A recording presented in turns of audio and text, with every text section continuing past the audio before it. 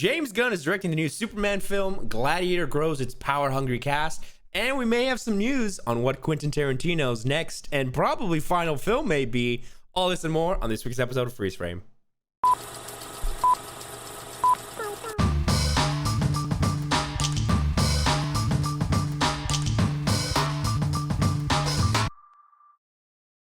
Welcome back to Freeze Frame, brought to you by Strictly Casual, the show where we stop to take a moment to discuss all the heavily talked about news of the week having to do with movies, TV, streaming, and pop culture. I'm one of your hosts, Vincent DeSantis, joined today, as always, by the Scream himself, Ryder Maldonado, Stab franchise fan, aficionado, yeah. The Core Five. Another member of the Core Five. Yes, and correct. Ghostface Ryder, Easter egg searcher. how you doing? I'm doing great, dude. I'm still recovering from that Scream viewing we had, but I'm feeling. It's your second time. Yeah, I'm feeling energetic. I'm feeling excited. It's gonna be a busy week, and I think it's gonna be fun. But Always is. it always is. I feel like look at what's us. life without a busy week? We say this every week. We're both busy for different reasons, but yeah, we're always busy for something. Yeah. But yeah, I think that's we're how it hanging happens in our early 20s, Ryder. That's just how it is. Like we're just Right. at a point where even if we think it's kind of a low key week, something's going on. Yeah. Something's happening. Or we're thinking, why are we not busy? Right? We need to be busy. Something must be wrong. That's a terrible mindset. That's called the grind set. Yeah. But yes. It is. You gotta moderate it, but yeah. Gotta moderate it. We got a lot of good stuff happening over on Strictly Casual. You can go check out our YouTube and our TikToks and all that kind of stuff, and on audio platforms. If you want to listen to these podcasts, you can go type Freeze Frame and go check it out over there. It's a little yellow box. It says, by Strictly Casual. It's a great time over there. Please give us a review. Helps us out a bunch. And of course, we're most active on Twitter. So if you want to hang out with us there too, it's great. Ryder, we have this weird Instagram reel popping off on Instagram. Every couple days, I get like 100 phone notifications or something. Oh my gosh, yeah. And it's this Batman TikTok, and it just goes in waves. Dude, I know which one you're talking about. It's so funny because it's like the most random one. But yeah, I think it's at 13,000 views right now, which it's not bad for not Instagram. Bad for Instagram. Yeah, we've had more, but like it's just funny how it comes like it gets like 500 likes, and then we're like, wait, what's and then nothing, like, what's and going then on? like the next 2 weeks, 3 days later, whatever, it gets more, and people start commenting, and you're like, this is old. What people are just seeing this, right? It's pretty funny. It's like over a month and a half old. Yeah, it's hilarious. It's funny. But Ryder, I want to start off this episode on a not so happy note, and that is to say that Lance Reddick has passed away at 60. Mia Hansen, the actor's publicist, said Reddick passed away suddenly and that it was from natural causes, and she did not provide any details. He has John Wick this week, which will be his. I don't know if it's his final on-screen appearance. I don't think so. I think he's done other stuff. Yeah. But if you don't know who Lance Reddick is, he's the concierge at the Continental in John Wick. He's Commander Zavala in Destiny. He's in The Wire. He was planned to play Zeus in the new Percy Jackson series. A lot of huge roles, and very, very sad to hear about his passing. Very sudden. Yeah, it's always sad hearing about these actors, but I think it's more sad hearing about the cause. So the fact that it is natural causes is like, oh, that's the best way. You know what I mean? Like in your sleep at home is like gone too soon at any time, but also the fact that it's natural causes is like the one kind of reassuring, like at least it's fine. The family can kind of be in peace in that way. I think with any relative, you're like, I hope it's just in your sleep. It's hard. It's tough, dude. I mean, just death in general, not easy. No, yeah. Not easy for the family to go through. I think, it's crazy. This last week, there were reports that he was not at the John Wick 4 premiere and instead stayed home. So it was like something was wrong. Something was wrong. Something's up. So very, very sad. We both saw that apparently his like final days, he was playing Destiny, right? Like he was logged into the his night account before he died. Dude, how crazy! That just shows how much he loved the community. He loved the game. I didn't know he played the game so much with people too. He did raids. Like I just think that's cool that you don't often hear about too many actors that work in something, and it's like no, they love it. They're in it. They're part of it still. Bungie, the developer of Destiny. I know this is the movie podcast, but anyways, it's just like that's fine. He hit up some developers of the game and asked if he could run some stuff with them. So they got a group of people to do it with him, which is hilarious. It's great. Oh, He has that's some like awesome. TikToks and videos out. He's like, my wife's gone, dogs are at the sitter. It's time to play Destiny. Like Yeah. it's funny, Uh, silly stuff like that. so great. A lot of people know him from The Wire, which he was acclaimed in that one. He's really Hmm. good. That's great. I mean, iconic show. And then Yeah, I knew him first from Quantum Break, an old Xbox game about time that's travel. crazy. Yeah, Yeah. he kind of played the same type role as concierge, and that Hmm. was my introduction to him as a, I guess, antagonist villain kind of. And Yeah. then of course Zavala in Destiny was like, this guy. I always do his voice. I'm always like, "Hello, Guardian." I always try to do it. And Yeah. it's like, come on, Uh-huh. he has such an iconic voice, and then Yeah. also his live action stuff is like amazing. Yeah, So using that episode of Eric Andre's show is going around like crazy right now. Oh man, His dude, appearance there. that's great. That's some good stuff too. He slams the Yeah. desk and he's all, yeah, it's like he's like, he's good because he's doing the comedy, but Yeah. that's Very just funny. him. It's really sad. Really sad to hear this news. Um, yeah. I'm yeah. Really, Yeah. really sad. No, for sure. Yeah, rest in peace. If you guys want to, chat about your favorite moments of him, let us know. Very excited to see Thursday. To see him in John Wick. Oh yeah, yeah, Very yeah, for excited. sure, yeah, for sure.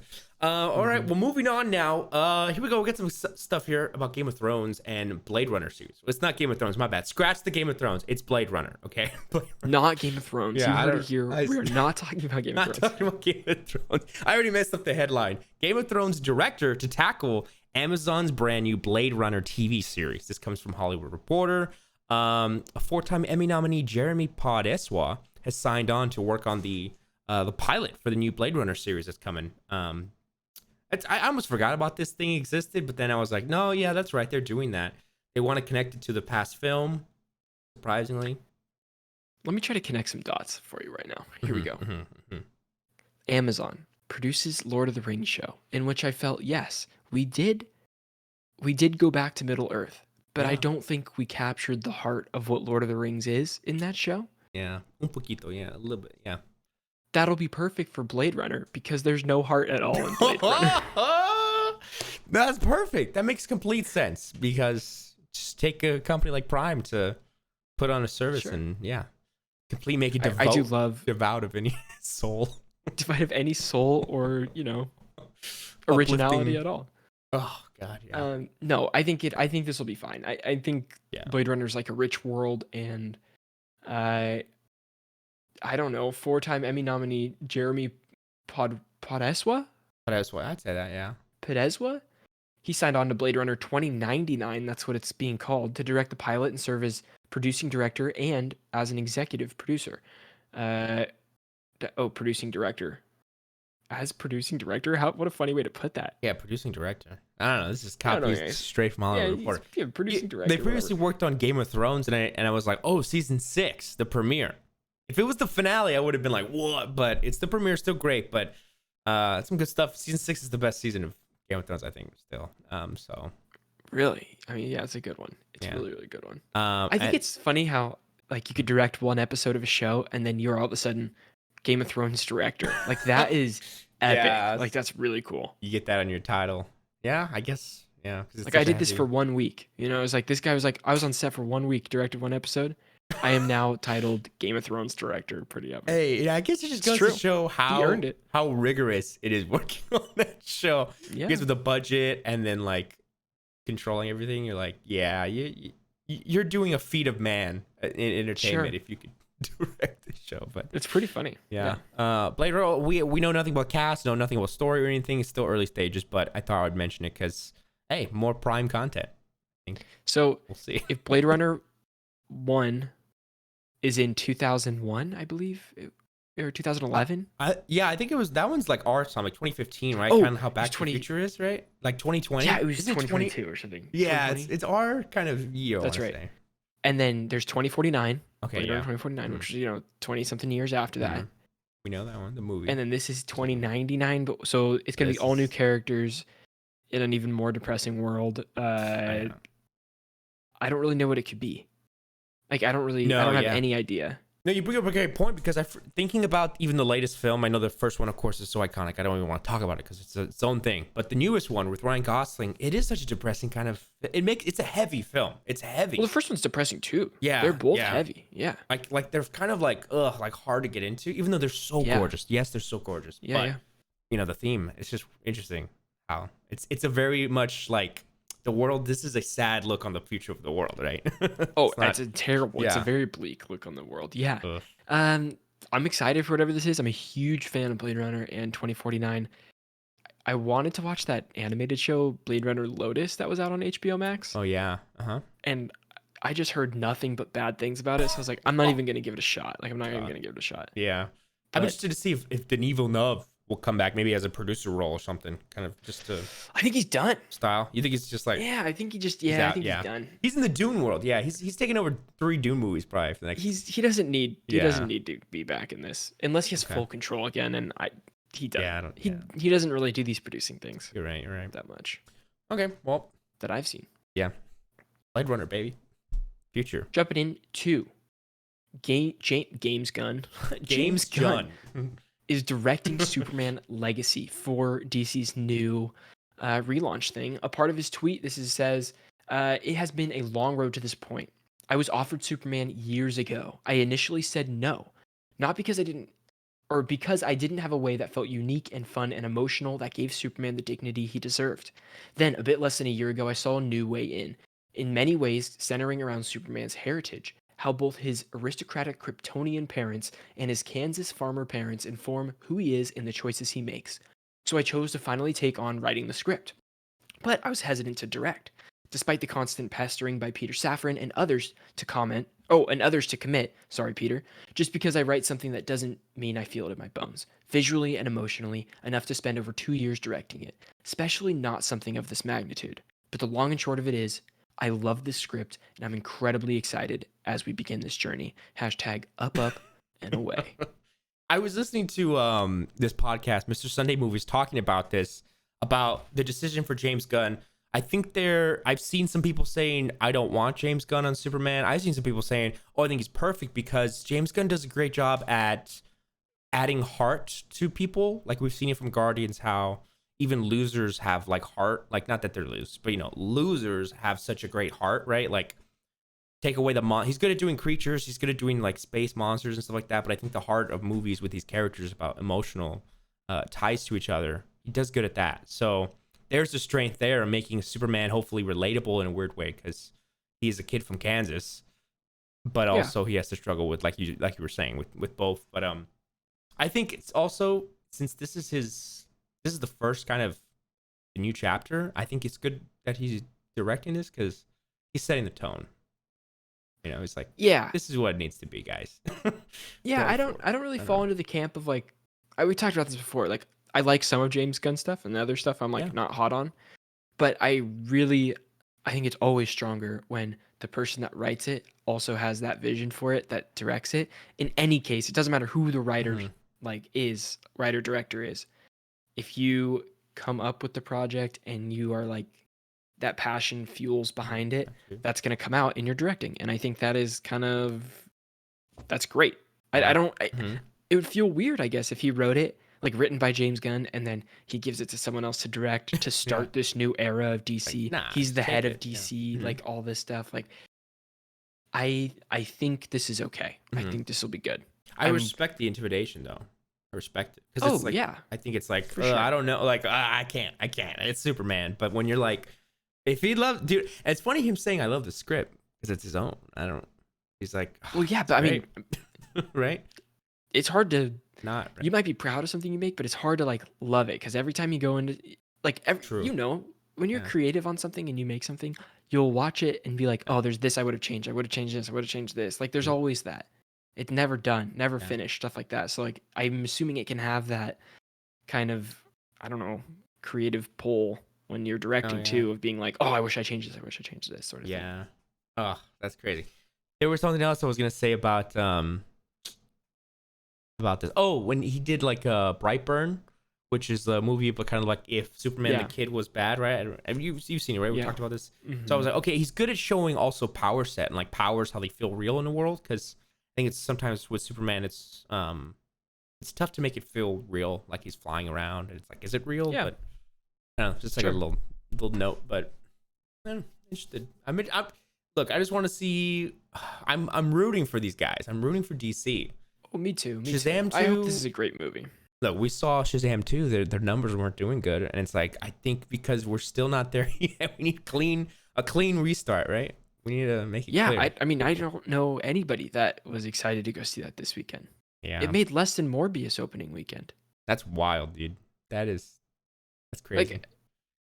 Like, someone posted I don't know, stat of like some of the movies that have come out in the last 2 years and like that are similar to Shazam in a sense of like budget and box office and all that kind of stuff. And Shazam was like 9 million under the lowest one. Yeah, that's wild. That's like, I wonder what's going on, like marketing's there. It's just, I don't know, people are just, they done with DC at this point for a little bit, maybe. I don't know. I mean, I have no interest in paying for a ticket to this movie, I think, but No, like me I'll too. watch it. Yeah. I still haven't seen Black Adam. I'm not even, I have no rush to go I'll see say, these look, movies. the ticket is worth it for Shazam. I will say it is. It probably is. But for Black Well, I mean, I have Adam, A-list, so like I'll go see it. It's worth it. Oh, that's what I was gonna say. I thought of it because I was like, when it comes to Superman, the cool thing is though they do want to cast somebody that's like early 30s, maybe late 20s, like a young guy. So that's maybe that goes into Henry Cavill, like, oh, sorry, Henry, like, you're older now, but the youthful aspect to it, I think they're doing a young aspect. I know Vince is changing his earphones, so but anyways, but yeah, Superman young, I think it's good, something different, and then also Batman being older. Anyways, I'm excited for like 10 years from now in DC. I don't know how it's gonna be a rocky start. Yeah, it's a rocky start everywhere. It's tough because here's how I felt. We're always gonna compare it to Marvel. This is how I feel like Marvel started it. They just released a movie and it went absolutely insane with Iron Man. They had no plans of this giant universe thing. They released another movie. People like it. They did Hulk next, right? I think Hulk was after. Well, I think it was Iron Man 2, then Hulk, then Cap. Oh yeah, so, Iron Man. Then Iron Man 2, people love it. Great. And then they start planning a couple, like, let's do some core movies, Yeah. And then there's like, after a lot of movies and a lot of buzz, they're like, all right, let's build to the Avengers, right? Then it's like, okay, that's a phase. Like, we're gonna move into phase here. Like phase 2, phases. But they're like, okay, we have 12 movies, 3 TV shows lined up for the next 5 years. They're ready. Hope you like it. Here we go. It's not like they found success in this yet. No, they're following what works and they're saying, look, let's try and apply that now in the right way, right? In the right way. Yeah, I don't know if they found what works. Well, I'm saying with Marvel, like with the phases and like announcing, like planning your titles advance. They're like the business plan. They're like, yeah. So we'll see. They're like, we'll see. Yeah. Also, another thing too, Warner Brothers doesn't even have money. Warner Brothers is out of money. They're broke. That's why they're kind of like, look, we're gonna start out with the big ones, and then we're gonna try and get back some money so we can go crazy and make our, Swamp Thing and our, Booster Gold, all the crazy stuff. But poor guys, they're self-referent. They're like, it's rough, dude. They got no money. Yeah. Good God. They're like, James, this is all right. Someone. Bless you. Could you imagine? I don't even want to say it. Look, I don't wish the downfall on anything. I'm just saying, could you imagine if like Superman does great and it does like, okay, average, right? Let's say it makes I'm assuming it will do great. 500-600 million box office. I doubt, maybe $1 billion. Who knows? 600 million box office. It's like, oh, okay. Not $1 billion. That's worrisome. And then the next film or the next show on HBO Max is like, I think they're doing like an animated series. So even that starting off is like, rough. I don't know. I see this starting rough. And I think we're not going to be rocky. Yeah, for sure. Which I think, sorry. That's what you've been saying too. So if anything, I'm agreeing with you. And yeah. I'm just thinking about I'm not wishing on its downfall. No, we're not. I don't like that we have this like business plan before we have things that we like. It's like, okay, now we have this business plan. Are we going to be locked into it if it sucks? Like, I don't know. True, right? Yeah. We'll see if they're flexible. Also, we'll see if like Comic-Cons come and they start announcing more details. I think they'll be flexible. They will. We're switching this out. The slate will not look the same as we've heard it to be. Yeah. It's like, no, it never is. Delete it. Yeah. Yeah. They'll drop something, add something, switch a date. That's just how it goes. That's the nature of the beast. And also, okay, I don't know why I'm keep bringing this stuff up, but when it comes to the scripts, they said that they're not going to do a film until the script is done, which I was like, oh yeah, that's obvious. Like it should be. No, surprisingly not. There's so many Marvel films and DC films that they just start with the script not even being done. Because they're money-making movies. They're not. That's what they're for. It's like, we gotta pump it. Money. We gotta pump it. Yeah. They're like, let's start shooting tomorrow. They're like, but we only have pages 1 through 35. They're like, all right, here we go. God, that's so stress-inducing. I can't imagine, dude. Okay. Anyways, moving on now. There you have it. Barry Keoghan is gonna be is in talks to be cast in the new Gladiator sequel as Emperor Geta. Emperor Geta, which apparently is a real character. A real character? Or I mean, a real sorry, my person? bad. A real person, a real character. Keoghan will play a character named Emperor Geta. Here we go. This is what I wanted to say. Geta was an actual Roman emperor, although the sequel story is not based on true events. It's following the story with Russell Crowe, the iconic movie directed by Ridley Scott. Yeah, it was been blank. And it also will star Paul Mescal, the Oscar Award nominee. Nominated. Yeah, Oscar nominee. That's pretty cool. He's playing Lucius, the son of Lucia, and the nephew of Phoenix Commodus. Phoenix's Commodus. My bad. Yeah. Joaquin Phoenix is the bad guy Yeah. in Gladiator. Paul Mescal is playing his nephew. I'll say it. I've never seen Gladiator. Ryder, you have to watch it. You will love it. It's great. It holds up so good. It's like, it might be 23 years old at this point, but it doesn't feel like that, dude. It's like, it's awesome. You gotta watch. The dad has had, watched it on TV. My dad put it on, and I've seen the clips. I've seen all the clips, different clips of the main moments. Yeah. And it looks so amazing. It looks so No, but good. that's the thing. There's an emotional story behind the cool moments that makes the cool moments better. So it's like clips won't even do it justice. I know. It's a good story. So this son, okay, when it comes to Russell Crowe, is he with the sister of Joaquin Phoenix's character? I don't recall. His wife? Because the son of Lucia, Connie Nielsen, and the nephew of Phoenix's Commodus, Joaquin Phoenix's character. That's crazy if that's what the connection was, that the Gladiator was married or with. Yeah, I don't remember. Yeah, I don't know the characters, but still wild. I know the story's crazy. Yeah, whatever. I can't wait to see Paul Mescal and Barry Keoghan in this. Like, that's going to be so dope. And we got another casting about this movie as well, and that is Denzel Washington is in final talks to co-star with Paul Mescal in the Gladiator sequel. And, this goes back to what we were talking about last week. I absolutely love Paul saying that he'll never stop making indie movies, and he's excited to do Gladiator. Like, he's doing these big movies, still going to do the small movies. Like, I love it. Paul Mescal, who knows? 10 years from now, maybe contending for favorite actor. He's only had bangers so far. Oh, yeah. Oh, okay. I see you. Only bangers. Denzel was recently in something for Apple TV. It was Shakespeare. The Tragedy of Macbeth. Tragedy of Macbeth. Thank you. It was Macbeth. That was last year, directed by the Coen brothers. Wow. Or not the Coen brothers, maybe just Joel Coen. One of them. Okay. Still, no idea. That's crazy. So, look, I haven't seen that either, but I think that seeing the trailers, Denzel in that already is one of the greats, and to see him do Shakespeare was like amazing. I can't imagine what he's gonna bring to this, right? Like, I think this whole thing is gonna be like an event film, kind of like the vein of Oppenheimer, where it's period piece, but yet the masses are gonna come because of the cast. Well, I think this is gonna play in an interesting space, because I think this would be considered a legacy sequel, right? To where the second one comes out so much longer. We just watched Scream about this, all the jokes about legacy sequels and all this.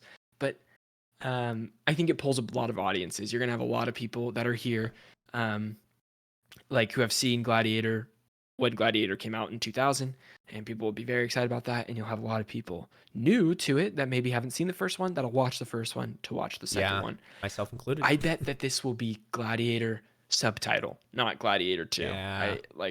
That's my guess, because it's so far out. Like Gladiator Retribution, it'll be something silly. Paramount. Can you imagine it comes out like that's what it is, Gladiator Retribution. If it is, that'd be crazy. I mean, I it's just those revenge words. Yeah, you could throw any of them on the wall, and one of them's gonna stick, bro. Right, exactly. Paramount says November 22nd, 2024 is when it's set to release. So that's pretty cool. Next year. I hope this is like a 4-hour movie. Yeah, like Lord of the Rings. Make it an epic, dude. I mean, the first one's really long too, and it feels like you're just going like God. when they describe a movie as epic, I know there's like epic feel and like there's a feeling that comes along with that, but to me it's also the length. Like if you're in a Jeez. long movie, you're strapped and ready to go like wherever this movie's taken me. I Yeah, love it. first one was 2 hours and 25 minutes. That's Okay, not even that bad. not that I mean, bad, John but Wick that's a big 4 one. That's a big John boy. Wick 4 is coming out this week at 2 hours and 50 minutes. Oh, The first movie was oh like barely an hour 30 of John Wick. That is a lot of violence. I'll tell you that. That's Yeah, it's crazy. gonna be too much. All right, well, pretty cool stuff. Gladiator, baby. I can't wait for Gladiator. Very Me excited. too. The cast is crazy. All right, we got one more story for you guys today.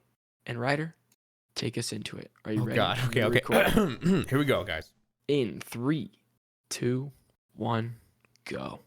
Quentin Tarantino's supposed final film has officially got some new news. We got some details following it. Coming from film fans, I think that's pretty exciting for us. But let's get into what this could entail as for his next film, maybe his final. Who knows? The Movie Critic is the name of the script that Tarantino wrote and is prepping to direct this fall, according to sources. Logline details are being kept in a suitcase, but sources describe the story as being set in late 1970s Los Angeles with a female lead at his center. What else do we have? It's possible the story focuses on Pauline Kael. So this is one of the most influential movie critics of all time, who died in 2001. Was not just a critic, but also an essayist and a novelist. She was known for her pugnacious fights with editors as well as filmmakers. Pretty cool stuff. They had a very brief tenure working as a consultant for Paramount. Positions accepted at the behest of actor Warren Beatty. Timing of that Paramount job seems to coincide with the setting of the script, and the filmmaker is known to have a deep respect for Kael, making the odds of her being the subject of the film more likely.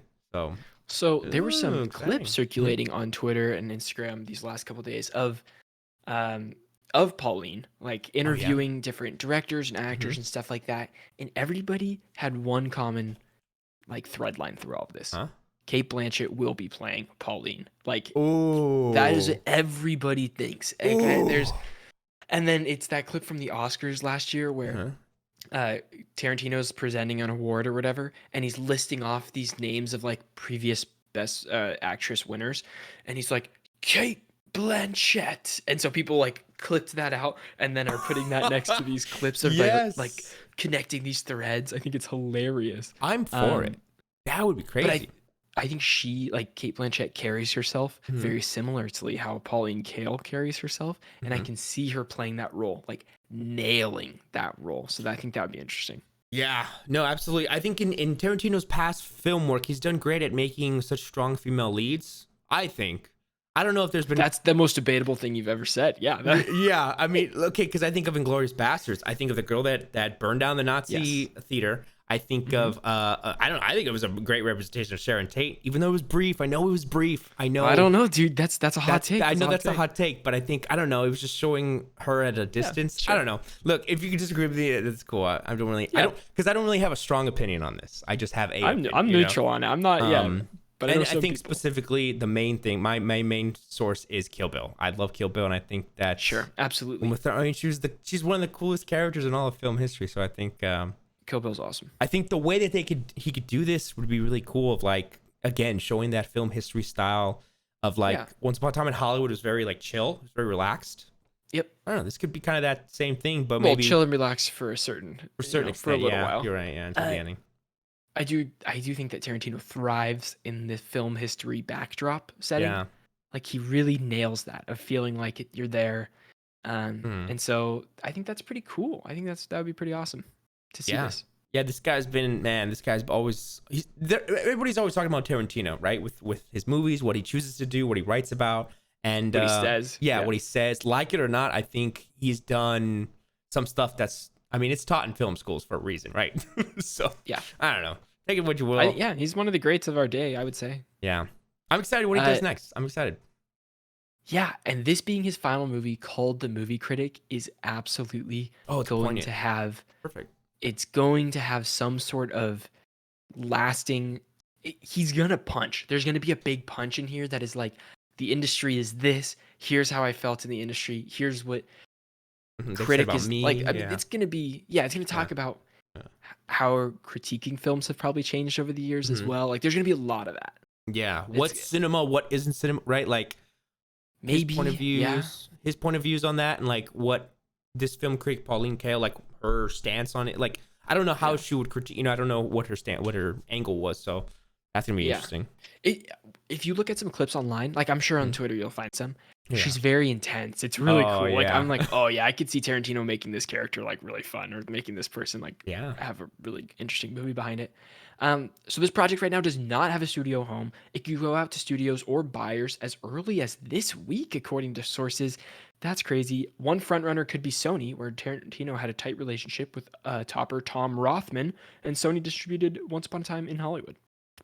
Cool. And yeah, I mean, Tarantino often says that Once Upon a Time in Hollywood is the best movie he's made. He's self-proclaimed and says that's his favorite. But I think so too.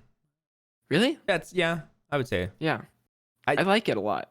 My favorite is probably I think Django. It's tough. Yeah. It's either Django or Inglourious Bastards. It's one of those because man, I love like World War II films, but Django's like come on. But also yeah. So good. Love it. Well, if you want to know more about The Movie Critic, Tarantino's final film, you can stay right here at Strictly Casual. If you want to listen to this entire podcast, you can go on youtube.com/Strictly Casual and check out. This is episode 103 of Freeze Frame. And then if you want to listen to that on audio platforms, you can go on audio platforms, your favorite, pick your choice. Type in Freeze Frame, Strictly Casual. It's a little yellow box. It says Freeze Frame. This is from episode 103. Thank you guys so much for watching, and we'll see you on the next one. Peace out. Remind me after when we're done with this podcast. I want to tell you something. Ask you something. Okay. Off pod. Okay. Everybody can find out later. This is funny. All right. Well, that's it for the major headlines. There's so much stuff that comes out. But here we go. We got some noteworthy headlines, some tiny stuff here. As for, you want to take this Last of Us one? I have a little story that I want to tell you. Yeah. The Last of Us finale pulled in 8.2 million viewers, up 75% from the premiere's first night figure. The season averaged 30.4 million per episode. House of Dragon averaged 29 million. That's great. The Last of Us series will take more than one season to cover the events of the second game. The Last of Us series. Oh, yeah. We know that. That was a big one. Is that they said season 2 is happening, but they're going to do more than one season to cover the events of the second game. If you have not played the game, I hope you stay spoiler free for the second season, or I hope you feel led to play the second game before the second season, because I feel like it's more important to play the game for the second one before watching the second season than it is to play the first game before watching the first season. No, 100%, yeah, because you got to get the whole package right, and then compare it. The show is, I guess, the what was I gonna say, like the appetizer? No, the show is the icing on top of the cake that already is the masterpiece that is the second game. Yeah. I don't know. Yeah, cool stuff. Okay, well, I wanted to tell you real quick about this story. It's just for everybody at home, just a little tidbit, fun fact. So I've been diving into Critical Role, which are the guys that do D&D, some voice actors, Travis Willingham, Matt Mercer, iconic series that's been going on YouTube for many, many, many years. I was diving into the channel. I'm obsessed with Dungeons and Dragons, and I'm like, oh, I wish I can get into that, but sure. I got like 3 friends. We don't have that many. You gotta play online, dude. You can play online with people. Oh, okay. Have you ever played D&D? No, but I made a character card once, but I've never played in my life. But it looked cool watching. I've probably played like a handful of times. Mm-hmm. It's always fun. The problem is it's too big of a commitment that it's really hard sometimes. Dude, they do like 4-hour games. That's what's crazy. That's low.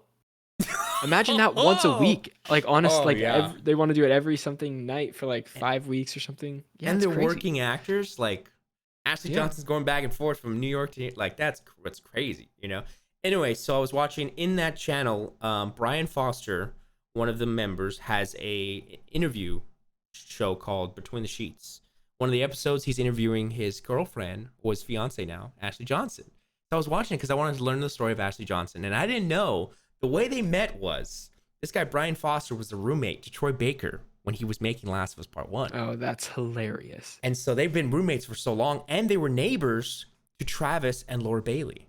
And I was like, no way. Too much talent on one block. Yeah, right? And this is like, man, years back, right? We're talking like 2010, 2011. Yeah. And so the story, Brian Foster, he would talk about how Troy would come home and he would hear so many stories from Troy, like, man, this girl Ashley, she beat me up today, you know, like she was making me become a better actor and stuff. Like, Yeah. he's telling you stories of how great Ashley was as Ellie, and he's like, I Yeah. gotta meet this girl. And the way that he finally met her was at Troy Baker's wedding in like 2012, and he was like trying to muster up the courage to meet her. He finally talked to her, and because she was saying stuff too about how they met. She was like so like nervous and like awkward that when they were talking, she just walked away. So he was like, "Oh, That's so funny. This is not gonna work out." Like, I mean, like, it didn't work. It didn't go well, you know. Sure. He asked her for her number. She said no, but I can give you my email because Because she felt that she doesn't talk. She doesn't talk well on the phone. That over the email they could talk better to each other. Weird. Okay. So they talked on the email for a little bit. They hung out. And they've been together now for over, I think, 12 years, 13 years. That's crazy. And I was just mind blown. Just wanting to tell everybody at home, look, you never know. They were 27 and like, I don't know how old Brian was, but she was 27. And they found love in a hopeless place. No, but Ryder needed this story. Yeah, I was just like, wow, how crazy. I didn't know Brian was been friends with Troy Baker for God knows how long. Like, yeah, it's cool. It's wild, Small dude. world.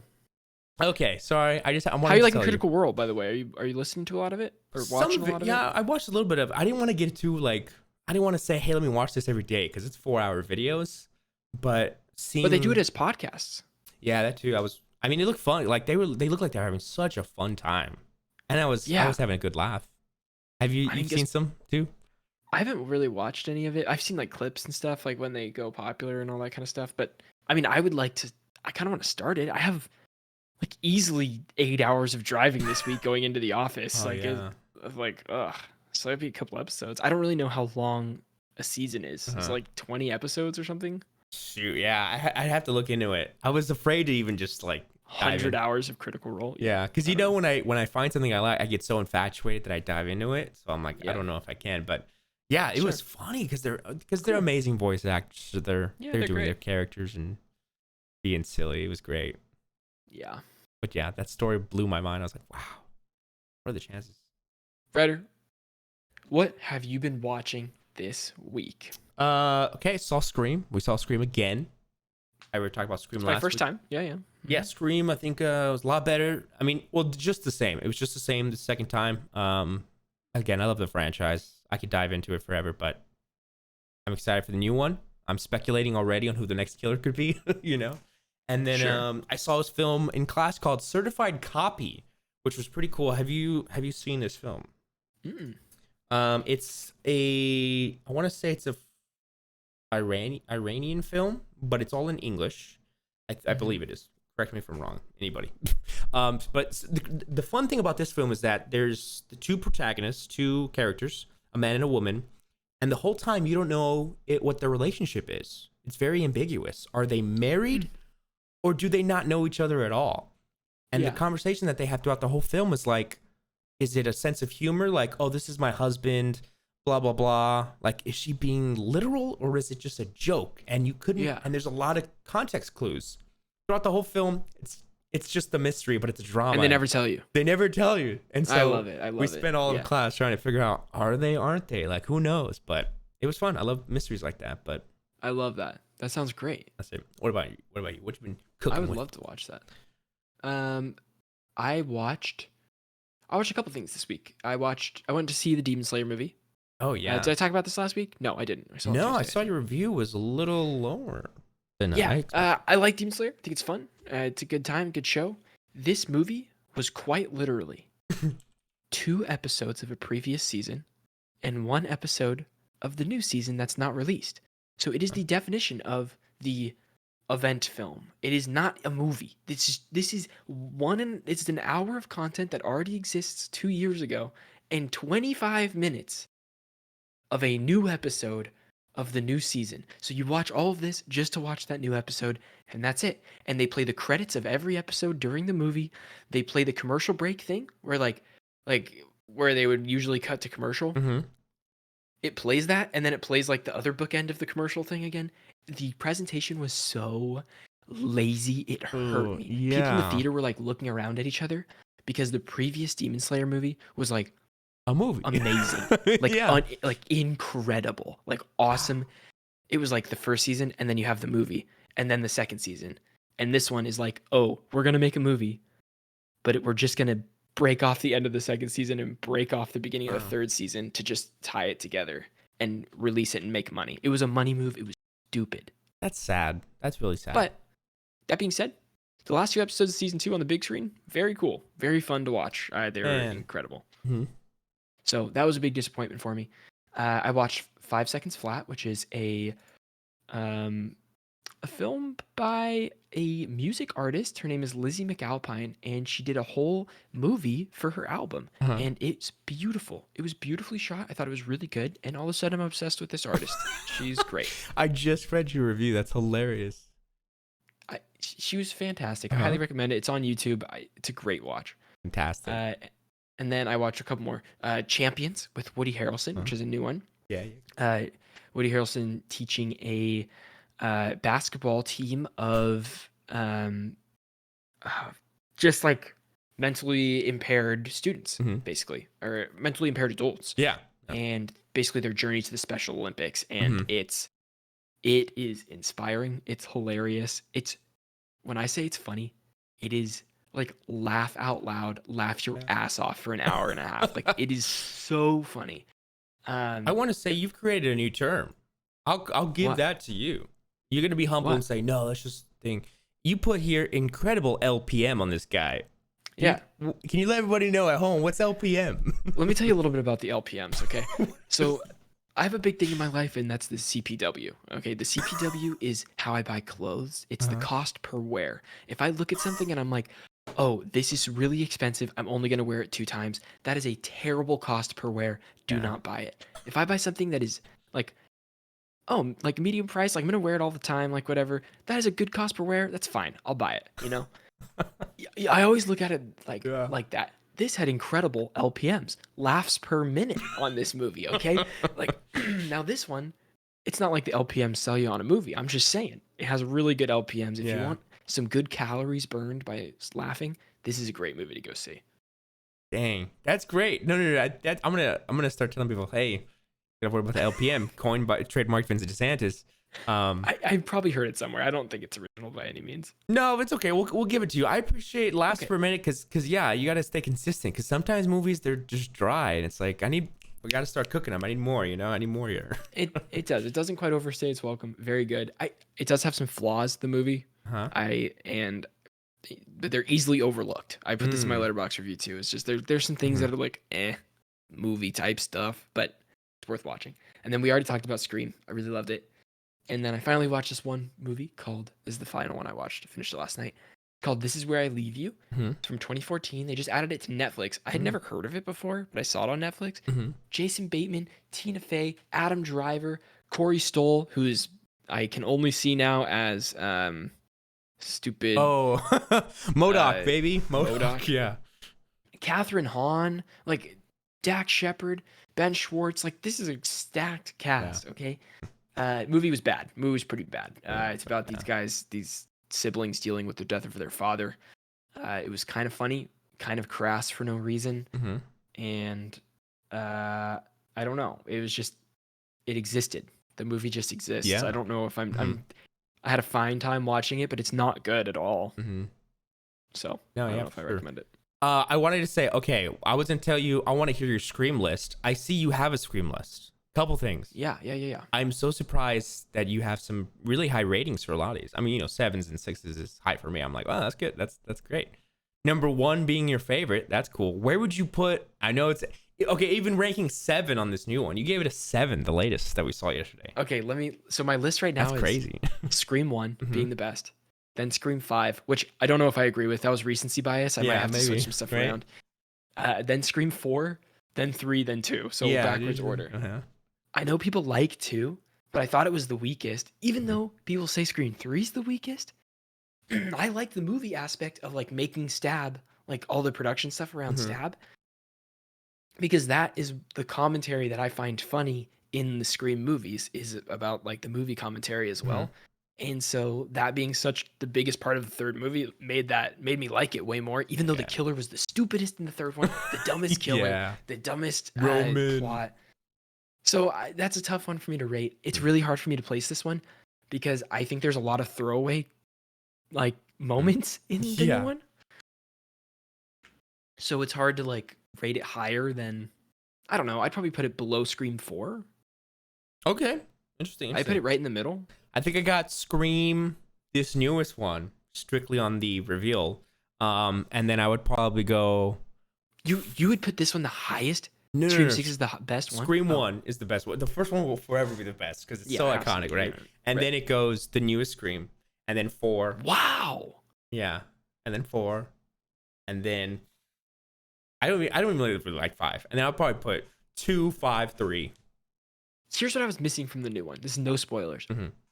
I missed the hokiness of Woodsboro. Like that is core to Scream to me, and that like the cheesiness aspect that is so great, even in 5, or even in 5, is not there. It's not there in this, and I like that. I like how dumb it is that they're always in the same spot. Like it's so silly.